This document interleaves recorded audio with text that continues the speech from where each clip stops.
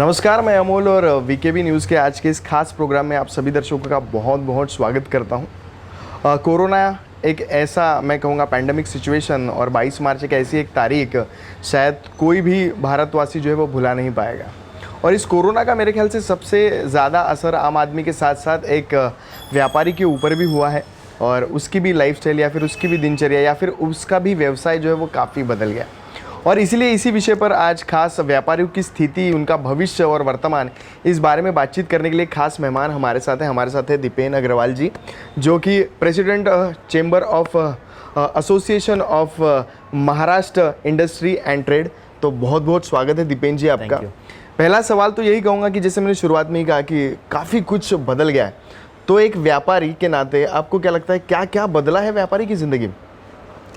देखिए, व्यापारी की ज़िंदगी में तो जो कोविड पैंडेमिक के कारण, फ्रीक्वेंट लॉकडाउन्स के कारण जो व्यापार करने का तरीका है वो ही बदल गया।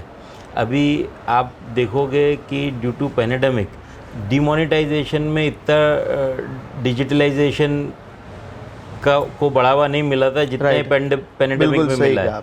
तो अभी व्यापारियों को समझ लो, जैसे ऑनलाइन बिजनेस करना हो, होम डिलीवरी करना हो, और अभी उनका सेल्स का जो माध्यम है वो ऑनलाइन और इंटरनेट और सोशल मीडिया माध्यम हो गया है।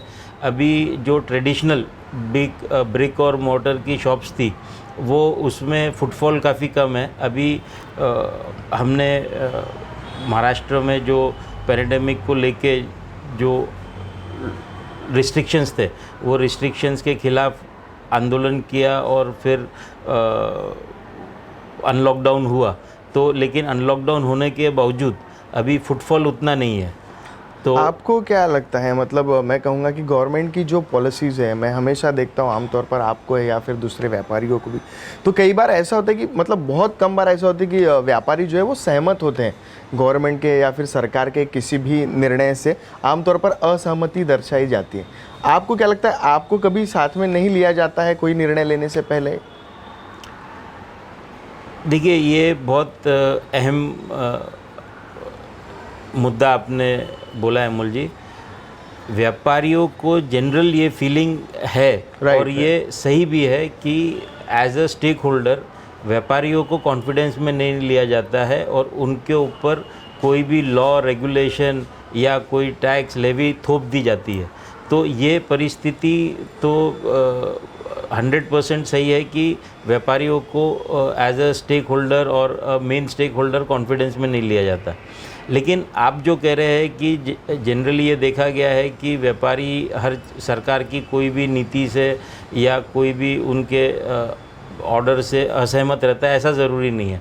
क्योंकि सरकार ने जो 4 जून को राज्य सरकार ने जो फार्मूला लेवल्स वाला फार्मूला अडॉप्ट किया था कोविड के अनलॉकडाउन के लिए, रिलैक्सेशन के लिए और रिस्ट्रिक्शंस के लिए, तो एज अ व्यापारी हम लोग बहुत सहमत थे और हमने उस फार्मूला का, साइंटिफिक फार्मूला का स्वागत भी किया था। लेकिन अनफॉर्चुनेटली माइनर पॉलिटिकल गेन्स के लिए लार्जर फ्रेम के ऊपर में देखा जाए तो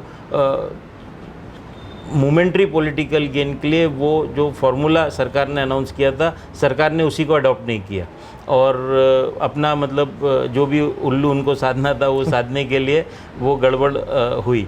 अब जब अभी नागपुर की बात करें तो वर्चुअल 0 केसेस नागपुर में थे। बिल्कुल। नागपुर में कोविड पॉजिटिव केसेस नहीं थे, डेथ नहीं थी।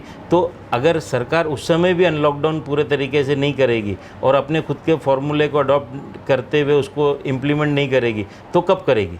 इसलिए हमारे को असहमति जतानी पड़ी, हमको सड़क पे उतरना पड़ा और इवेंचुअली सरकार ने उसका कॉग्निजेंस लिया और अनलॉकडाउन हुआ। और आज आप परिस्थिति देखते हैं कि सब चीज़ें जो है वो चालू है, लेकिन उसके अंदर कोई राइडर रिस्ट्रिक्शन लगा के भी सरकार ने रखा है, जैसे डबल वैक्सीनेशन का। मॉल में अगर एंट्री करने तो डबल वैक्सीनेशन नहीं, वो सभी जगह पे, सिर्फ मॉल में ऐसा नहीं है। अच्छा, वो मॉल में भी है, दुकानों में भी है, सभी जगह। लेकिन मॉल इससे मोस्ट अफेक्टेड क्यों हो रहे हैं? क्योंकि मॉल के अंदर में जो 18 से 35 वर्ष का जो एज ब्रैकेट है वो ज़्यादा, वो वहाँ उनका स्टाफ जो है वो ज़्यादा है, यंग क्राउड ज़्यादा है।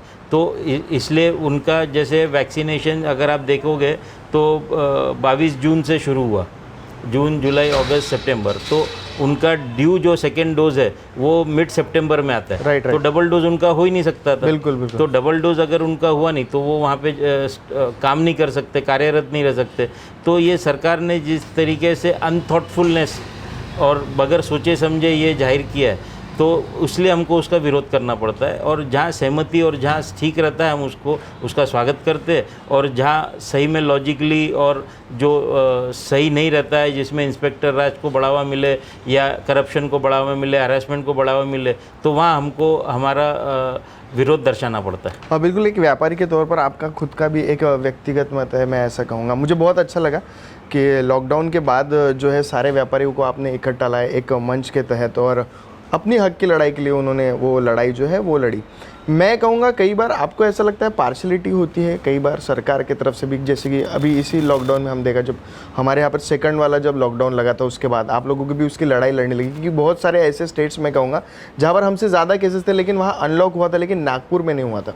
तो आपको लगता है कहीं ना कहीं सरकार भी ऐसे वक्त में पार्शलिटी हो जाती है, आपको खुद अपने हक के लिए लड़ाई लड़नी पड़ती है? हक, ये तो देखिए जो सरकार ने फॉर्मूला 4 जून को अडॉप्ट किया था उसके हिसाब से नागपुर पहले दिन से 4 जून से ही लेवल 1 की कैटेगरी में था। लेकिन जो रिस्ट्रिक्शंस और रिलैक्सेशन लागू किए गए लेवल 3 के किए गए, और कुछ समय बाद ये फार्मूला आने के 3 हफ्ते बाद तो पूरे स्टेट में लेवल 3 के रिस्ट्रिक्शंस लागू किए गए।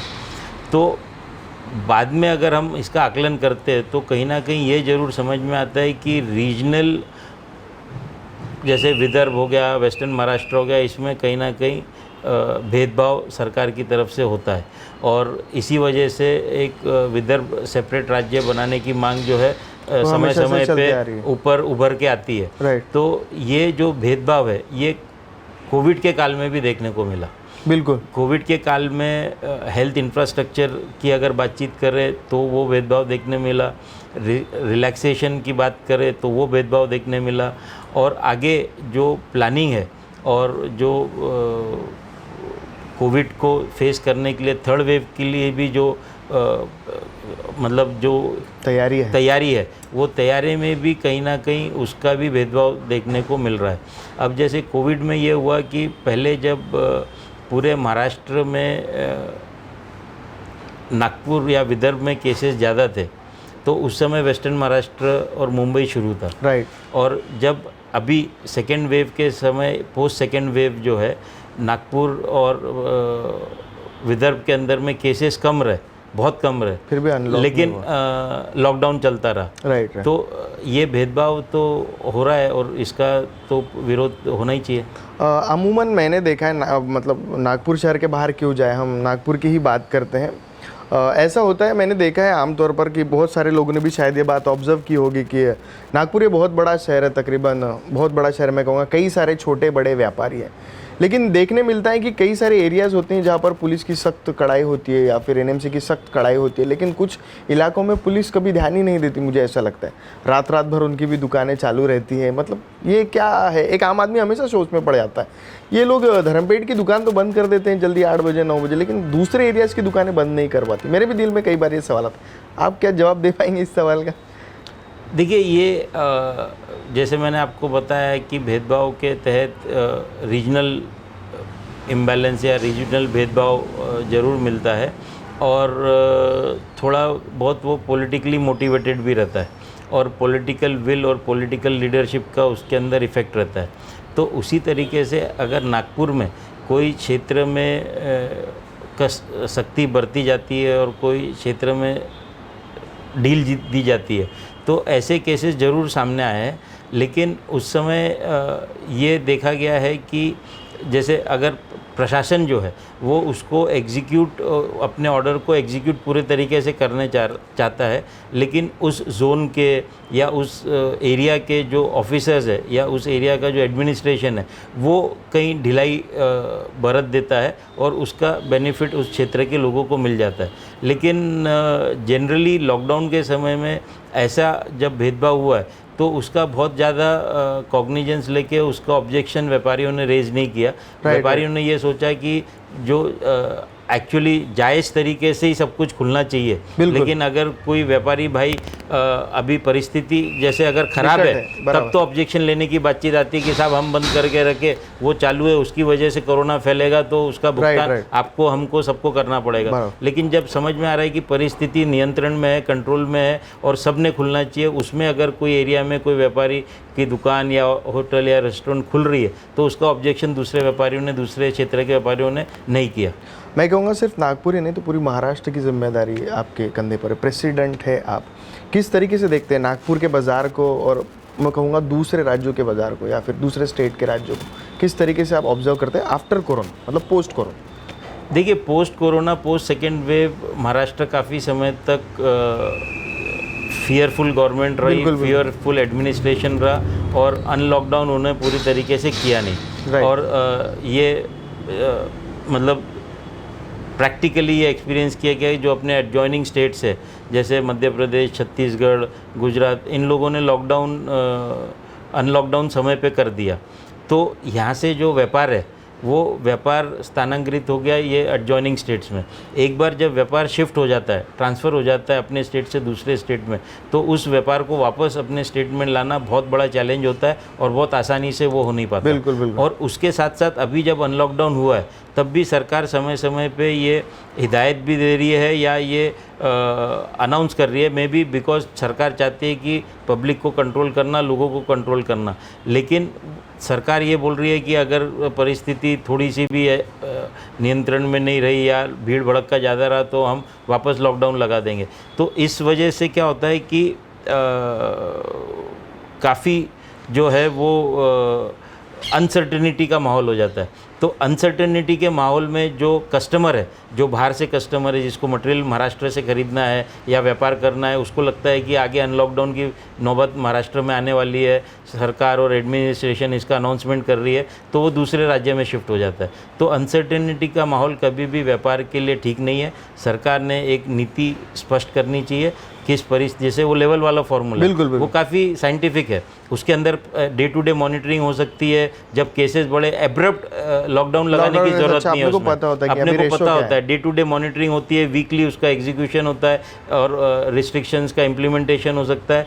तो परिस्थिति डेली लोगों को पता चलती है और आने वाले समय में लॉकडाउन हो सकता है उसका आभास जो है उस फार्मूले से मिल जाता है। तो सरकार ने वो फार्मूले को साइडलाइन करके ऐसी अनिश्चितता पैदा करना और ये अनाउंस करना कि हम कभी भी लॉकडाउन कर सकते हैं, तो ये व्यापार के लिए अच्छा नहीं है और वो स्टेट का नुकसान होता है उससे और सरकार का भी रेवेन्यू में लॉस होता है। बिल्कुल, मैं यही रेवेन्यू पे ही आने वाला था मैं कि मैं अभी कहता हूँ कि दिन बदला, महीना बदला, साल बदला, माहौल भी बदल रहा है और चाहते हैं हम लोग कि सब नॉर्मल हो जाए। एक आप बहुत सारे व्यापारी से मिलते होंगे, बहुत सारे व्यापारी से बात करेंगे, फिलहाल जो है क्या क्या समस्या एक व्यापारी को आ रही है जब वो बिज़नेस कर रहा है, छोटा हो या बड़ा हो, सबसे ज़्यादा कौन सा प्रॉब्लम फेस करना पड़ रहा है इस दौरान? क्योंकि एक बहुत बड़ा, मैं कहता हूँ नागपुर स्टेट को एक बहुत बड़ा रेवेन्यू ये सेक्टर देता है।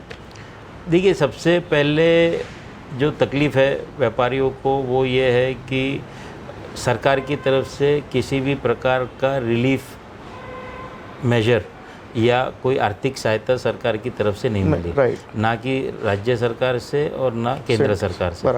तो ये रिलीफ पैकेज में जो व्यापारियों की जो लाइबिलिटीज़ है, जो टैक्स लाइबिलिटीज़ है, प्रॉपर्टी टैक्स हो, रेंट हो, बैंकों का इंटरेस्ट हो, तो ये लॉकडाउन के समय भी पूरी तरीके से इसका भुगतान व्यापारियों को करना पड़ रहा है। बिल्कुल। अच्छा, अब इसके अंदर एक दूसरी परिस्थिति ये है कि आपको अगर ध्यान होगा तो पिछले साल मार्च में, जैसे आपने 22 मार्च की डेट बताई, तो मार्च में लॉकडाउन पूरे देश में लगा था।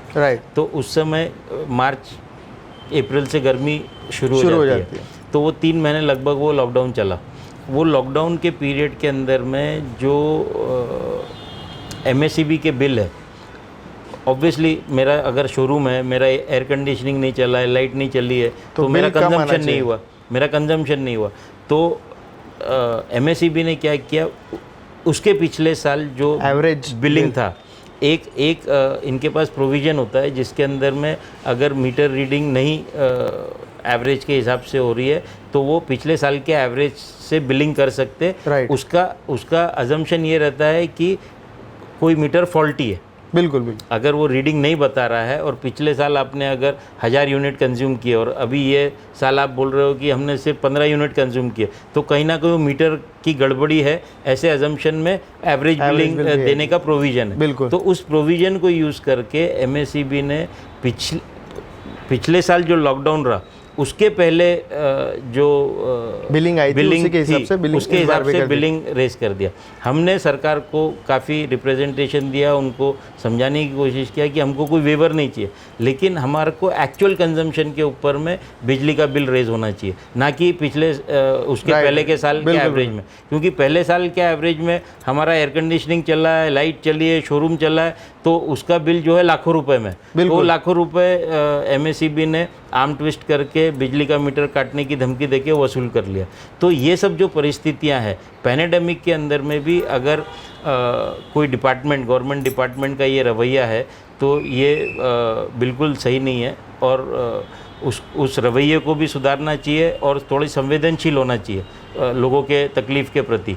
और जो एक्चुअल कंजम्पशन है, वो एक्चुअल कंजम्पशन पे अगर वो बिल चार्ज करते तो हमको लगता है कि सरकार कहीं ना कहीं संवेदनशील है। तो सरकार से उम्मीदें काफ़ी है, और सरकार अगर कोई राहत पैकेज व्यापारियों के लिए और छोटे व्यापारियों के लिए देगी तभी ये व्यापारी अपने पाँव पे खड़े हो पाएंगे, नहीं तो लिक्विडिटी, कैश फ्लो, ये सब मेजर चैलेंजेस है। और जैसे पहले माल बिक गया, लॉकडाउन है, लॉकडाउन खुल गया, नए माल देने की परिस्थिति नहीं है, पोजीशन नहीं है, पुराने माल का पेमेंट नहीं आ रहा है, तो इस तरीके से वो जो इकोनॉमी का और ये क्रेडिट का जो साइकिल है, ये पूरा रोटेट होने के लिए जो एक लिक्विडिटी पुश लगता है और एक जो राहत देनी चाहिए सरकार ने, उसके बारे में सरकार ने सोचना चाहिए। और इसके अंदर इम्पोर्टेंटली जो मोस्ट अफेक्टेड सेक्टर्स है, जैसे हॉस्पिटैलिटी इंडस्ट्री है, टूरिज़्म इंडस्ट्री है, होटल्स है, रेस्टोरेंट्स है, मैरिज हॉल्स वाले हैं, वेडिंग के ऊपर में अपने यहाँ पे बहुत बड़ा वेडिंग बहुत बड़ा सेक्टर है, जिसके अंदर काफ़ी लोग एम्प्लॉय होते हैं और अपनी जीविका उसके ऊपर निर्भर करते हैं। तो ये सब सेक्टर जो तकलीफ़ में आए, मोस्ट अफेक्टेड सेक्टर्स को आइडेंटिफाई करके सरकार ने उसके वर्कफोर्स के लिए और उनके उस सेक्टर में जो लोग काम करते हैं उनके लिए कोई राहत पैकेज ज़रूर सरकार ने विचार करके अनाउंस करना चाहिए।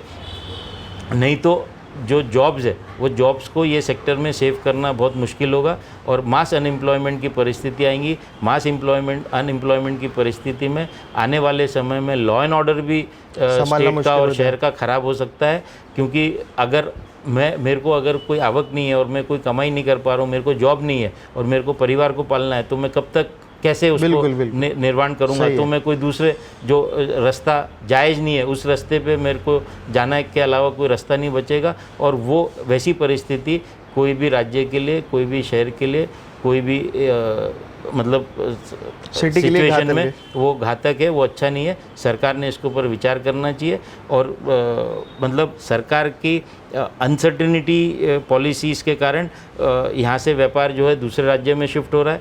यहाँ पे जो परिस्थिति है वो परिस्थिति यहाँ ख़राब हो रही है। तो सरकार ने कोविड को और व्यापार को और एम्प्लॉयमेंट को, ऐसे सब चीज़ों का ध्यान में रखते हुए, बैलेंस करते हुए, कोई नीति अपनाते हुए, अपनी नियति भी जाहिर करके कोई अच्छा राहत पैकेज अनाउंस करना चाहिए। बहुत सही बात कही यहाँ पर दीपेन जी ने कि सरकार का शायद इस ओर अब तक ध्यान गया नहीं है कि एक बहुत बड़ी इंडस्ट्री है और उसको राहत पैकेज की बहुत ज़रूरत है। और हम जानते हैं कि बहुत सारे लोगों की नौकरियाँ जो है वो चली गई, बहुत सारे लोगों ने नए नए व्यवसाय जो है वो भी शुरू कर दिए। अब बात करते हैं, मैं बहुत सारे व्यापारियों से मिलता हूँ, बहुत सारे लोगों से बात करते हैं। मैंने कई सारे लोगों को पूछा कि दिवाली के क्या प्लान्स हैं, तो वो कहते हैं कि दिवाली के लिए कोई प्लान नहीं है कि सरकार कब लॉकडाउन लगा दे या कब सिचुएशन बदल जाए तो बता नहीं सकते। और हम भी खबरें पढ़ते हैं, सुनते हैं कि थर्ड वेव आ सकते हैं। तो व्यापारियों में अभी भी भय का माहौल है थर्ड वेव को लेकर। देखिए, व्यापारियों ने जैसे आम जनता ने फेस किया उसी तरीके से व्यापारियों ने फर्स्ट वेव और सेकेंड वेव फेस किया। फर्स्ट वेव घातक था, लेकिन सेकेंड वेव तो बहुत ज़्यादा मतलब हॉरिफाइंग था। और सेकेंड वेव के अंदर में व्यापारियों ने अपने नज़दीक के लोगों को, रिलेटिव को, स्टाफ को और अपने दोस्त भाइयों को मतलब उनको खोया है। और ऐसी परिस्थिति में खोया है कि सेकेंड वेव में उनको जो रिसोर्सेज है वो रिसोर्सेज ही उपलब्ध नहीं हो पाए। मतलब ऑक्सीजन नहीं मिला और बेड नहीं Hospitals मिला, नहीं, beds हॉस्पिटल में ट्रीटमेंट नहीं मिला, रेमडेसिविर इंजेक्शन नहीं मिला, टॉसिल इंजेक्शन नहीं मिला, वेंटिलेटर नहीं मिला, ऐसे रिसोर्सेज उपलब्ध नहीं होने की वजह से कई सारे लॉस लोगों ऑफ की लाइफ जान हुआ है। Right. तो वो बहुत हॉरिफाइंग सिचुएशन व्यापारियों ने फेस किया। तो थर्ड वेव को लेके व्यापारी भी डरा हुआ नहीं है, ऐसे बोलेंगे तो वो गलत होगा। राइट। तो व्यापारी भी थर्ड वेव को लेके डरा हुआ है।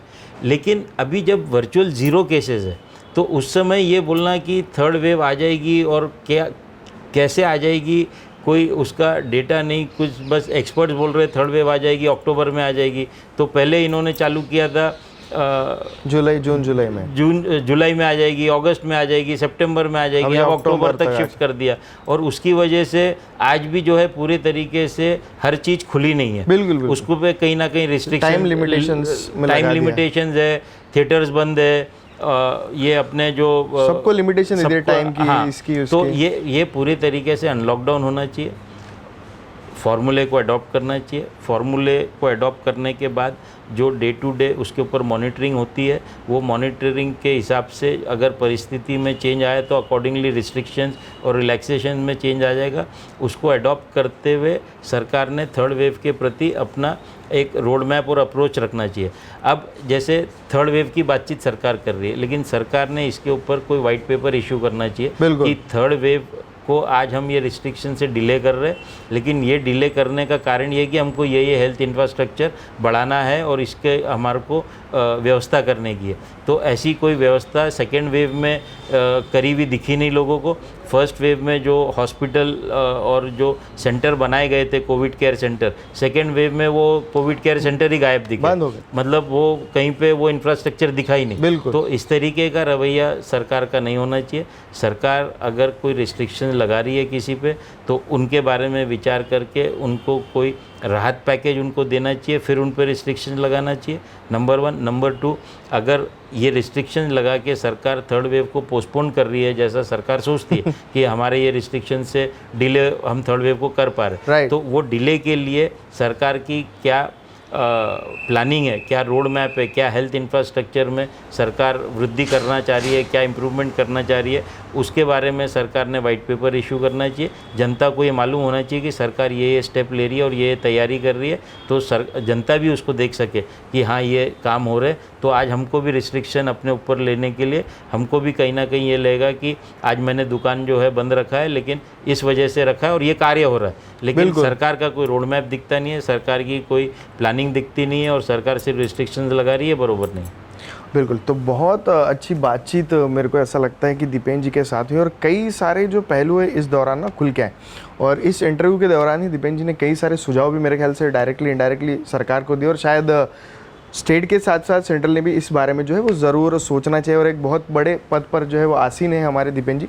तो दीपेन जी, सबसे पहले तो आप इतने बिजी रहते हैं और फिर भी आपने इतने कम समय में हमको समय दिया, इसके लिए आपका तहे दिल से बहुत बहुत धन्यवाद। Thank you. तो ये तो थे दीपेन जी, जिनसे आज हमने व्यापारियों की वर्तमान स्थिति और आने वाला समय कैसा होगा इस पर ढेर सारी चर्चा की। आने वाले दिनों में ऐसा ही एक खास मेहमान जो है हमारे साथ होगा। तब तक के लिए मैं अमोल आप लोगों से विदा लेता हूँ, लेकिन आप लोग देखते रहिए वीकेबी न्यूज़।